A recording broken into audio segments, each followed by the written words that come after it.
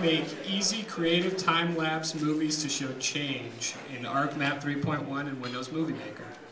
ArcMap 3.1? Hey everybody, my name is Shane Michael. I'm with Leonard Rice Engineers, as he said.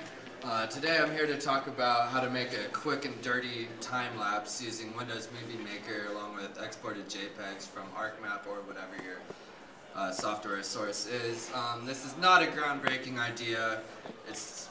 The point is to show how quick and easy you can show change over time with Windows Movie Maker and not any special type of software.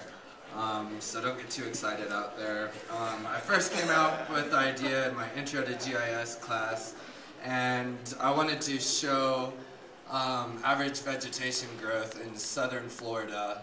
And what I did, I went to National Maps Seamless server and I downloaded some post-processed raster data.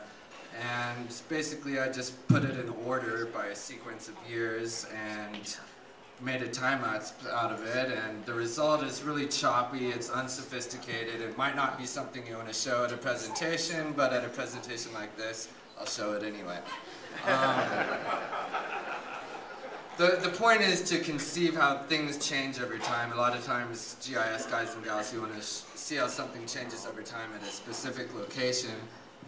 So my first example is just how vegetation growth happens in southern Florida. It's about 15 years of data. It lasts like 3 seconds. As you see in this 3-second time lapse, there's brown and green pixels, and they kind of shift as the time goes on. It's nothing too exciting. I hope it goes here. Anyways, time is going on and pixels are shifting and changing and my time lapse is not. So basically for that example it just failed. But what you do, I like to use a bookmark in ArcMap. I export my JPEGs and I give it a sequential order. That way in Windows Movie Maker they drop in order. You just drop it down to the storyboard. Give each JPEG a time segment. I think anywhere in between a half second and a second is good. You do file, save movie, file, and you get a Windows Movie video that's small in file size, and you can email it to anybody. It's cool. The next one I did was for my Intro to Geomorphology class, and I wanted to show 1,000 years of glacier growth and retreat by using ancient Eskimo recorded readings of where the glacier was at certain point in times.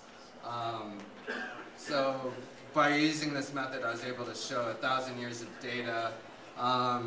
The importance of the Hubbard Glacier is that it's one of the few growing glaciers in the world, and if it blocks off the Russell Fjord, the steelhead and the salmon are not going to be able to get to the Situk River where they need to go to spawn. So that affects me because I want to go there one day and fish. So as you can see, and nothing's working. So picture it retreating for 1,000 years and then growing for about 100 years and almost blocking off the glacier here, or the fjord there.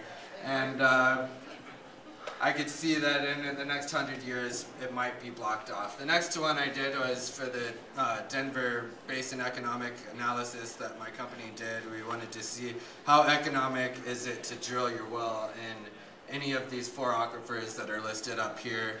The point of this task that I was given was to show the exponential growth of wells over time.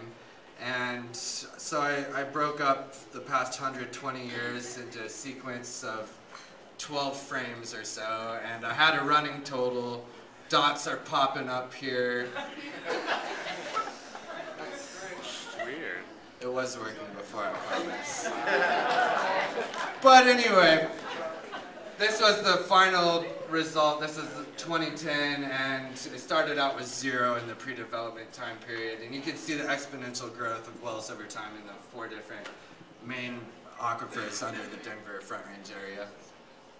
The point is that it's efficient and low cost. You can conceive an idea for long time periods with spending maybe an hour or 2 and some JPEGs.